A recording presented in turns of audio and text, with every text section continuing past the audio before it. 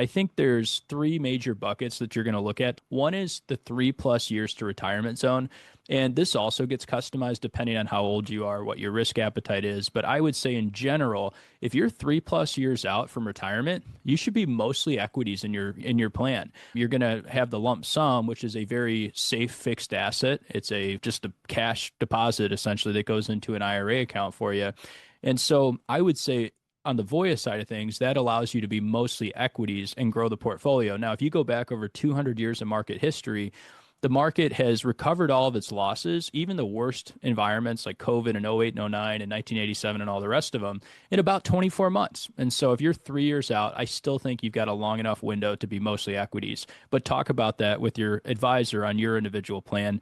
Then the second time zone is going to be that 1 to 3 year zone before retirement. That's where I'd say you want to start having some common assets. It's a fixed account, not quite as safe as a money market, but pretty darn safe. And it carries a constant price per share. And I found that common assets are very helpful right before you retire. And then we can talk about the amount on an individual level that you should have. And then 3 months before retirement or less, now you're getting in the zone where we typically like to increase common assets just to give ourselves some predictability. Now, if the market's really low, we're not going to do that. If the market's really high, we may do more of that to take advantage of the higher prices. But we just want to give you some stability and predictability right before you go to retire and do the rollover.